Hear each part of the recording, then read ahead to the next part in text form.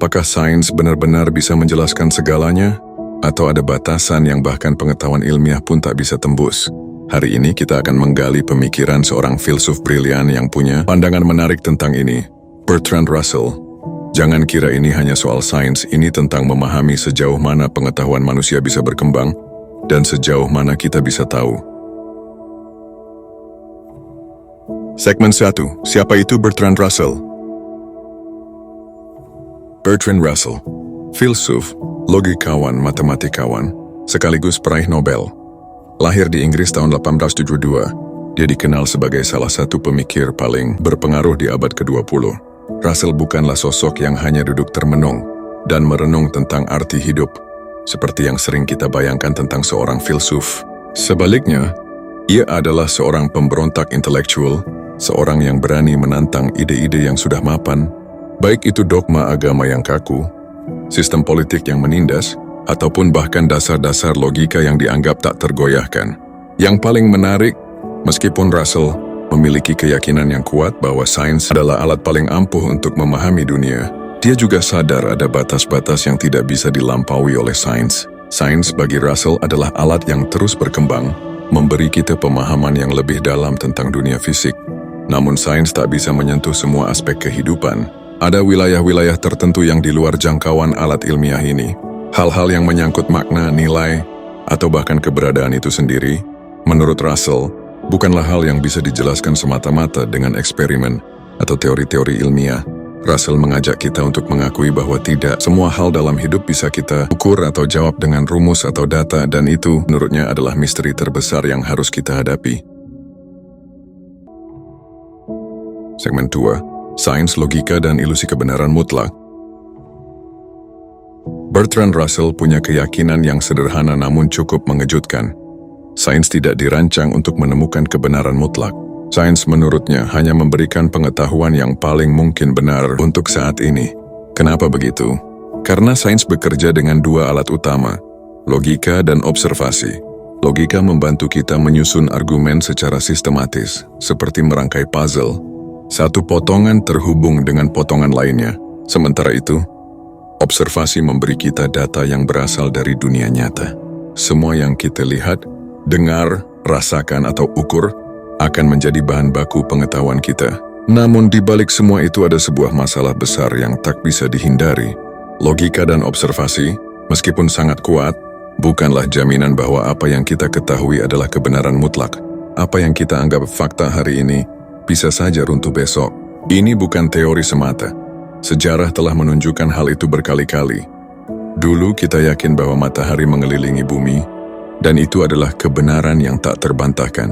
Hingga akhirnya Copernicus dan Galileo muncul dengan teori heliosentrisnya, yang membalikkan seluruh pandangan itu.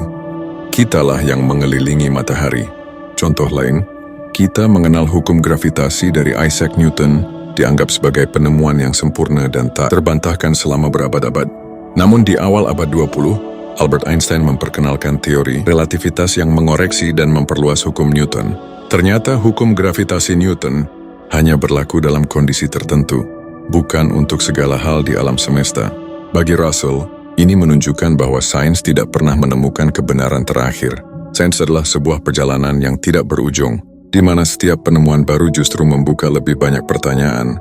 Ini mirip dengan seorang pendaki gunung yang merasa sudah mencapai puncak hanya untuk menemukan puncak yang lebih tinggi lagi di hadapannya. Inilah yang membuat sains begitu menarik. Ketidakpastian itulah yang mendorong kita untuk terus belajar, terus mencari, dan terus berkembang. Segmen 3. Batasan sains menurut Russell. Sekarang pertanyaan besarnya, apa saja batas-batas sains menurut Bertrand Russell? Meski sains adalah alat yang luar biasa untuk memahami dunia, ada 3 wilayah yang tidak bisa disentuh sepenuhnya olehnya. 1. Pertanyaan tentang nilai, etika, dan moralitas. Sains bisa mengukur bagaimana sesuatu bekerja, tapi tidak bisa memberitahu kita apakah itu benar atau salah, baik atau buruk.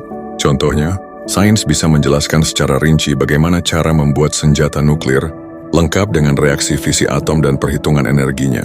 Tapi sains tidak bisa menjawab pertanyaan ini. Apakah kita harus menggunakannya? Itu bukan persoalan ilmiah, itu adalah pertanyaan moral.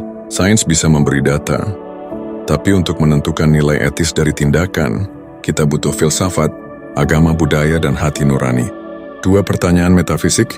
Pernah bertanya, mengapa ada sesuatu daripada tidak ada apa-apa? Sains bisa menjelaskan bagaimana alam semesta terbentuk, misalnya lewat teori Big Bang, hukum fisika, dan evolusi kosmik.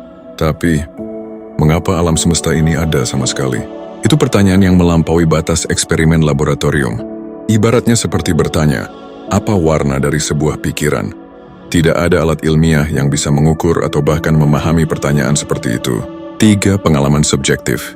Sains bisa memindai otak seseorang saat mereka jatuh cinta, menunjukkan bagaimana neuron-neuron saling berkomunikasi, dan bagian otak mana yang aktif. Tapi sains tidak bisa mengukur bagaimana rasanya cinta itu sendiri. Perasaan seperti sedih, bahagia, takut, atau nostalgia adalah pengalaman subjektif. Hal-hal yang hanya bisa dirasakan, bukan sekadar dipelajari. Sains bisa memberi gambaran biologisnya, tapi makna personalnya hanya individu yang mengalaminya yang tahu. Segmen 4, Russell versus ilmuwan modern. Mungkin kalian berpikir, tapi bukankah sains terus berkembang? Bukankah nantinya semua pertanyaan akan bisa dijawab? Disinilah letak perbedaan besar antara Bertrand Russell dan optimisme ilmuwan modern seperti Stephen Hawking.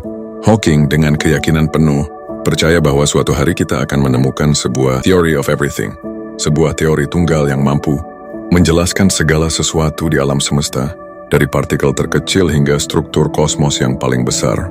Seperti menemukan buku panduan yang bisa menjelaskan semua aspek kehidupan dan alam semesta dalam satu rumus besar.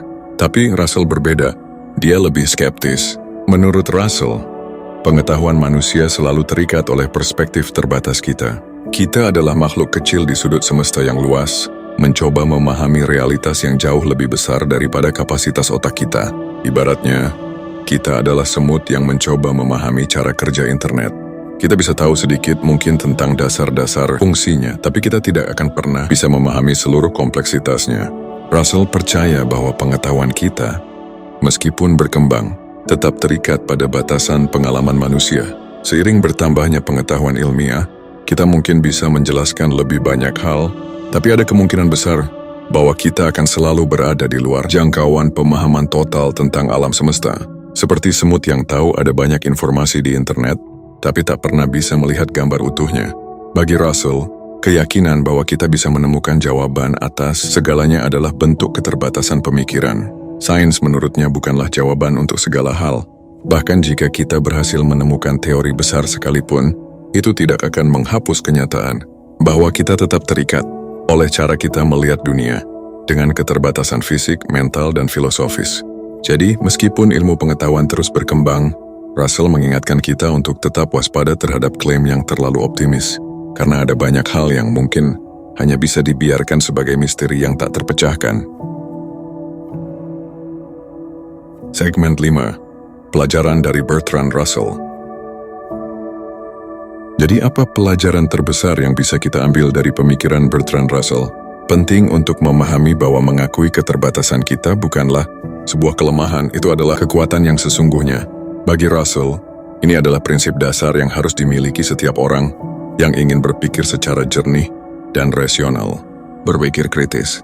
Russell mengajarkan kita untuk berpikir kritis. Artinya jangan pernah menerima begitu saja apa yang kita dengar atau apa yang dianggap sebagai fakta, bahkan jika itu datang dari sumber yang sangat berwibawa, seperti sains. Seperti yang sudah kita bahas, sains adalah alat yang sangat kuat, tetapi ia pun tidak lepas dari keterbatasan. Jangan terburu-buru menyebut sesuatu sebagai kebenaran hanya karena saat itu terlihat benar. Kritis terhadap informasi, analisis, dan bahkan terhadap pemahaman kita sendiri adalah langkah pertama menuju pengetahuan yang lebih dalam, merangkul ketidakpastian. Kedua, Russell mengajarkan kita untuk merangkul ketidakpastian. Tidak semua pertanyaan memerlukan jawaban pasti. Dalam kehidupan, kita seringkali dihadapkan pada pertanyaan yang tidak bisa dijawab dengan cara ilmiah atau matematis, dan itu bukan hal yang buruk. Ketidakpastian adalah bagian dari hidup yang memberi kita ruang untuk tumbuh, bertanya, dan mencari. Terkadang, proses pencarian itu sendiri yang menjadi bagian paling bermakna, bukan jawabannya. Ketika kita menerima ketidakpastian, kita menjadi lebih terbuka untuk memahami banyak hal yang tidak bisa dijelaskan dengan data atau teori. Menghargai rasa ingin tahu. Terakhir, Russell mengajarkan kita untuk menghargai rasa ingin tahu. Meskipun sains memiliki batas-batasnya, rasa penasaran manusia itu tak terbatas. Rasa ingin tahu adalah api yang mendorong kita untuk terus belajar, untuk terus mencari dan menggali lebih dalam, meskipun kita tahu bahwa ada hal-hal yang takkan pernah terungkap sepenuhnya. Rasa penasaran adalah motor penggerak dari inovasi, eksplorasi, dan pemahaman yang lebih dalam tentang dunia kita. Dengan mengingat ketiga pelajaran ini, kita bisa menjadi lebih bijak dalam menghadapi dunia yang penuh dengan ketidakpastian. Kita mungkin tidak akan pernah bisa menjawab semua pertanyaan, tetapi perjalanan pencarian itu sendiri adalah yang memberi makna pada hidup kita. Jadi, apakah sains bisa menjawab semua pertanyaan? Menurut Bertrand Russell, tidak. Tapi mungkin itu bukan masalah. Karena di balik setiap pertanyaan yang tak terjawab, tersembunyi keindahan terbesar dalam hidup ini, misteri. Dan bukankah justru misteri itulah yang membuat hidup lebih menarik? Kalau kalian suka dengan pembahasan seperti ini, jangan lupa untuk like, comment, dan subscribe supaya nggak ketinggalan konten filsafat menarik lainnya. Dan tulis di kolom komentar, apakah ada pertanyaan yang sains nggak akan pernah bisa jawab?